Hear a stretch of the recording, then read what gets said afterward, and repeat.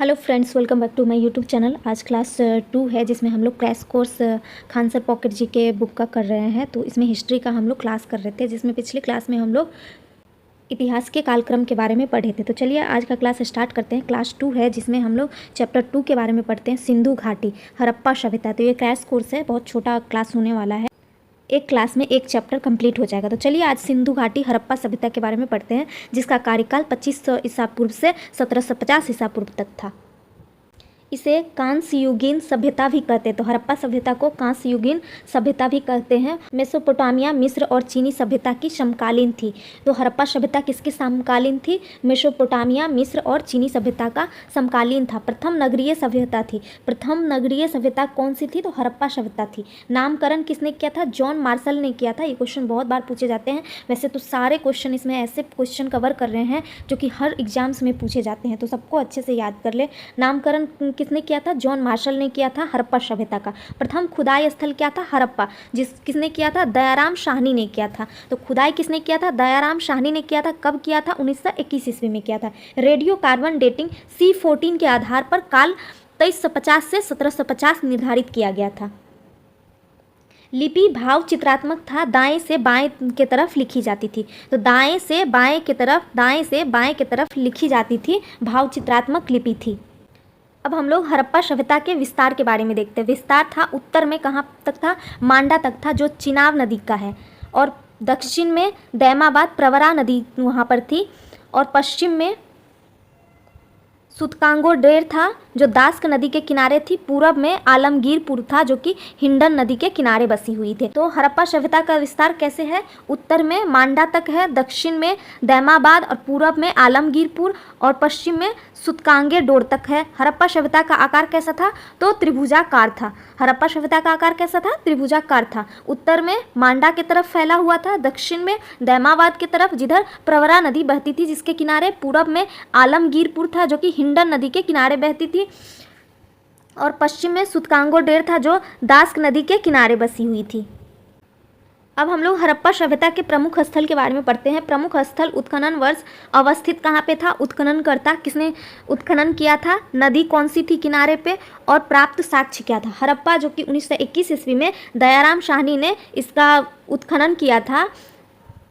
1921 ईस्वी में हड़प्पा सभ्यता का पता चला था, और मोंटगोमरी जिला पंजाब जो पाकिस्तान में अभी पड़ता है वहाँ अवस्थित था। और दयाराम साहनी ने और माधव स्वरूप वत्स ने उत्खनन किया था। किस नदी के किनारे बसी थी हड़प्पा सभ्यता? तो रावी नदी के किनारे बसी हुई थी। यहाँ से क्या क्या प्राप्त हुआ था? कुम्हार का चाक प्राप्त हुआ, श्रमिक आवास, अन्नागार, मातृदेवी की मूर्ति, RH-37 कब्रिस्तान, एक सिंग वाला जानवर, हाथी का कपाल, स्वास्तिक चिन्ह, स्त्री के गर्भ से निकला हुआ पौधा जिसे उर्वरा की देवी माना जाता है। तो ये क्वेश्चन इसमें इंपॉर्टेंट बहुत ज़्यादा है कि कुम्हार का चाक कहाँ से मिला था? हड़प्पा सभ्यता से मिला था। एक सिंग वाला जानवर, ये भी हड़प्पा सभ्यता से मिला था। और स्त्री के गर्भ से निकला हुआ पौधा, ये बहुत ज़्यादा पूछा जाता है। स्त्री के गर्भ से निकला हुआ पौधा कहाँ से मिला हुआ था? तो हड़प्पा सभ्यता से मिला था, और यह रावी नदी के किनारे बसा हुआ है। अब मोहनजोदड़ो के बारे में पढ़ते हैं। मोहनजोदड़ो 1922 ईस्वी में इसका पता चला था। लड़काना जिला में है जो कि सिंध प्रांत अभी पाकिस्तान में ये पड़ता है। राखल दास बनर्जी ने इसकी खोज की थी। तो किसने किया? राखल दास बनर्जी ने किया था। और सिंधु सभ्यता के किनारे है ये। सूती वस्त्र, पुरोहित आवास, स्नानागार, अन्नागार जो कि सबसे बड़ा अन्नागार था, जो कहाँ मिला था? मोहनजोदड़ो में मिला हुआ था। पशुपति शिव, ये क्वेश्चन पूछा जाता है, पशुपति शिव कहाँ पे मिला है? तो मोहनजोदड़ो में मिला है। कांसे की नर्तकी, ये भी मोहनजोदड़ो में मिला है। तो ये क्वेश्चन दोनों पूछा जाता है, पशुपति शिव और कांसे की नर्तकी कहाँ पे मिला है? तो मोहनजोदड़ो में मिला है। ये बहुत बार क्वेश्चन बना हुआ है, तो इसको याद कर ले। कहाँ पर है ये? सिंधु नदी के किनारे है। इसके बाद कालीबंगा, कालीबंगा कहाँ पे है? हनुमानगढ़ जिला राजस्थान में पड़ता है, वहाँ अवस्थित है। बीबी लाल और BK थापर ने खोज किया था। किस नदी के किनारे पर है? घग्गर नदी के किनारे, घग्गर सरस्वती नदी के किनारे कालीबंगा स्थित है। अलंकृत ईंट, चूड़ी, जोता हुआ खेत, हल, हवन कुंड और एक साथ 2 फसल, इसका प्रमाण मिला है यहाँ पर। धौलावीरा कच्छ जिला में पड़ता है जो कि गुजरात में है।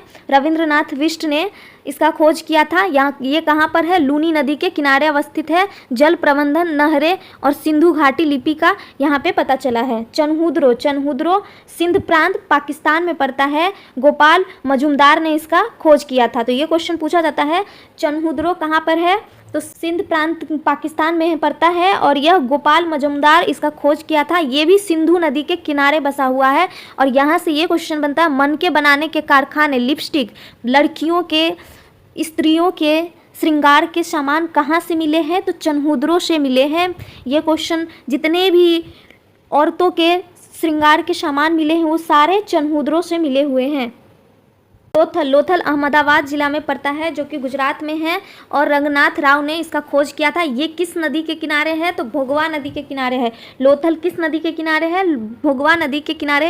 ये क्वेश्चन बहुत बने हैं। प्राकृतिक बंदरगाह, ये क्वेश्चन बहुत बार पूछे गए हैं। प्राकृतिक बंदरगाह किस सभ्यता में मिला है? तो लोथल सभ्यता में मिला है। कहाँ पे मिला है? लोथल में मिला है। जहाज बनाने का सामान, चावल के दाने, माप तौल के सामान, युग्म समाधान, आग की देवी।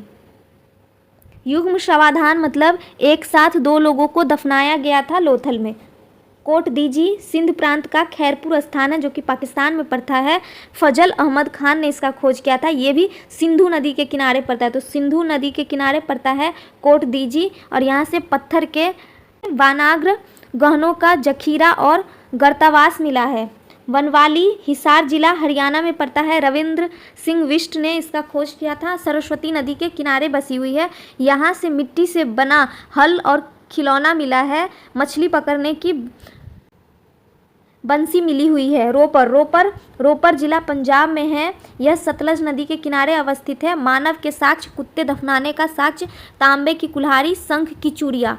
तो ये मानव के साथ कुत्ते दफनाने का साक्ष्य कहाँ से मिला है? तो रोपर से मिला है। कहाँ से मिला है? मानव के साथ कुत्ते दफनाने का साक्ष्य रोपर से मिला है। रंगपुर काठियावाड़ जिला गुजरात अहमदाबाद में अवस्थित है।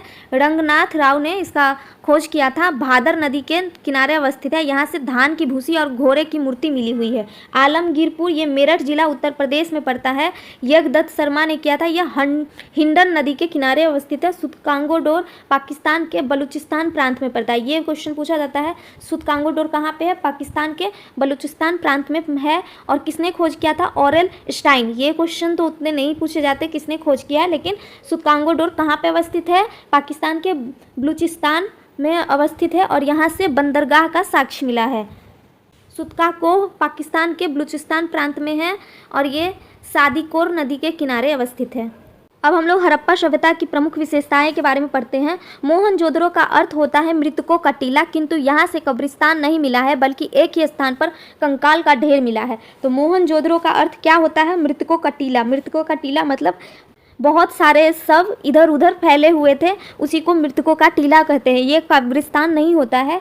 यहाँ जहाँ तहाँ लाश फैले हुए थे तो उसे ही मोहनजोदड़ो कहते हैं, बल्कि एक ही स्थान पर कंकाल का ढेर मिला है, बहुत सारे कंकाल का ढेर मिला है, वही है मोहनजोदड़ो। मोहनजोदड़ो का विशाल अन्नागार सिंधु सभ्यता का सबसे बड़ा भवन या इमारत है। तो मोहनजोदड़ो का सबसे बड़ा अन्नागार, जो कि सिंधु सभ्यता का सबसे बड़ा भवन है। राखी गढ़ी सबसे बड़ा उत्खनित हड़प्पा सभ्यता स्थल है। यहाँ की सड़क एक दूसरे को समकोण पर काटती है तथा ये पूरब पश्चिम दिशा में थी, जिससे हवा द्वारा सड़क स्वतः साफ हो जाती थी। तो राखी गढ़ी में उत्खनित हड़प्पा सभ्यता स्थल है, जो कि हड़प्पा सभ्यता का स्थल है। यहाँ पर सड़कें एक दूसरे को समकोण पर काटती है और ये पूरब पश्चिम के दिशा में होती है। पूरब पश्चिम के दिशा में इसलिए होती थी क्योंकि हवा का जब प्रवाह बहे तो वो सड़क अपने आप साफ हो जाए, इसलिए समकोण पर बनाई जाती थी।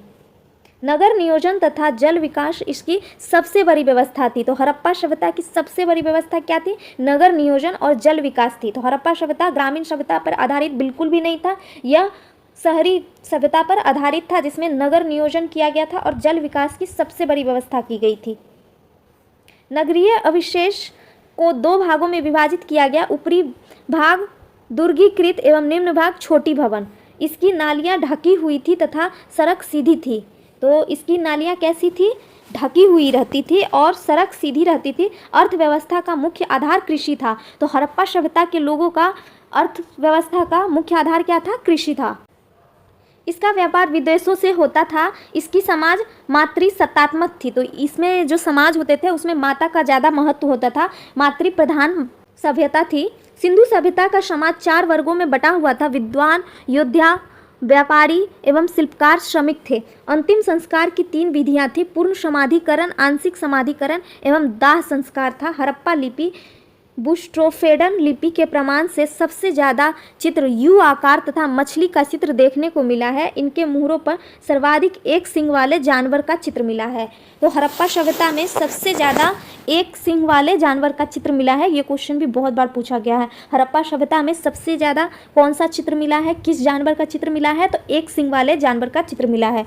इनके मुहरों पर गाय तथा सिंह का चित्र नहीं मिला है। तो इनके मुहरों पर किसका चित्र नहीं मिला है, गाय एवं सिंह का चित्र नहीं मिला है। और सबसे ज़्यादा इनके मुहरों पर एक सींग वाले जानवर का चित्र मिला है। हड़प्पा सभ्यता के मुहरों से सेल खरी का प्रयोग मुख्य रूप से किया जाता था। सिंधु घाटी सभ्यता के लोग लोहे से परिचित नहीं थे। तो सिंधु घाटी सभ्यता के समय में लोग लोहे से परिचित नहीं थे, जबकि अन्य धातु सोना, चांदी, तांबा, टीन, कांसा इत्यादि से परिचित थे वो लोग। यहाँ मापतोल के लिए न्यूनतम बाट 16 kg का था, जो दशमलव प्रणाली का सूचक था। सिंधु सभ्यता के लोग युद्ध या तलवार से परिचित नहीं थे। तो सिंधु सभ्यता के लोग युद्ध नहीं करते थे, युद्ध में विश्वास नहीं रखते थे, क्योंकि वहाँ से तलवार से परिचित नहीं थे। वहाँ ऐसा कुछ भी प्रमाण नहीं मिला है हमें। सिंधु सभ्यता में मिट्टी एवं बर्तनों में लाल रंग का उपयोग किया जाता था। तो सिंधु सभ्यता में मिट्टी के बर्तनों में लाल रंग का उपयोग किया जाता था। सिंधुवासी विश्व में कपास के माध्यम का प्रथम उत्पादक था। तो सिंधुवासी जो थे, जो विश्व में सबसे ज़्यादा कपास का उत्पादक करते थे। सिंधु घाटी सभ्यता के लोग कृषि भी करते थे, पशुपालन भी करते थे, परंतु उनका मुख्य व्यवसाय क्या था, व्यापार था। तो सिंधु घाटी के लोग कृषि भी करते थे, पशुपालन भी करते थे, लेकिन उनका मुख्य व्यवसाय क्या था, व्यापार थे। वो लोग बिजनेस करते थे। यहाँ के लोग मनोरंजन के लिए चौपर और पाशा खेलते थे। तो सिंधु सभ्यता के लोग क्या करते थे मनोरंजन के लिए, चौपर और पाशा खेलते थे।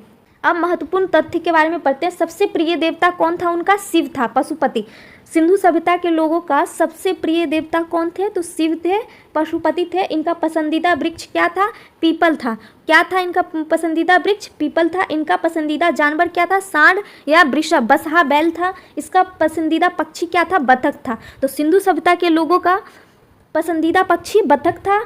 आदरणीय नदी सिंधु नदी थी, आदरणीय नदी सिंधु नदी थी। सबसे प्रिय देवता कौन थे, पशुपति थे।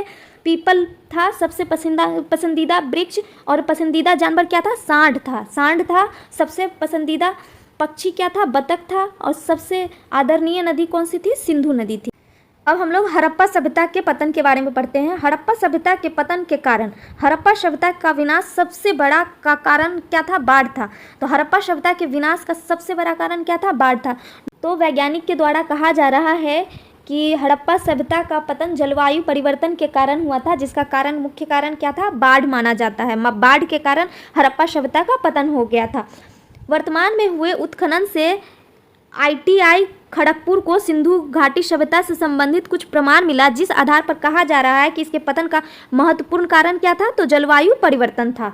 पतन के संदर्भ में विभिन्न विद्वानों का मत क्या था, विद्वान और पतन का कारण। गार्डन, चाइल्ड एवं व्हीलर क्या बोले, बाह्य एवं आर्यों के आक्रमण के कारण हड़प्पा सभ्यता का पतन हो गया था। जॉन मार्शल, अर्नेस्ट एवं SR राव ने बोला था बाढ़ के कारण हो गया था। अरेल स्टेन, अमलानंद घोष ने कहा था जलवायु परिवर्तन के कारण हड़प्पा सभ्यता का पतन हो गया है। MR सहनी ने कहा है भूतात्विक परिवर्तन के कारण हड़प्पा सभ्यता का पतन हुआ। जॉन मार्शल ने कहा प्रशासनिक शिथिलता के कारण हुआ है। KUR कनेडी ने कहा प्राकृतिक आपदा के कारण हुआ है। तो ये चैप्टर हमारा कंप्लीट हो रहा है, जिसमें हम लोग हड़प्पा सभ्यता के बारे में पढ़े हैं।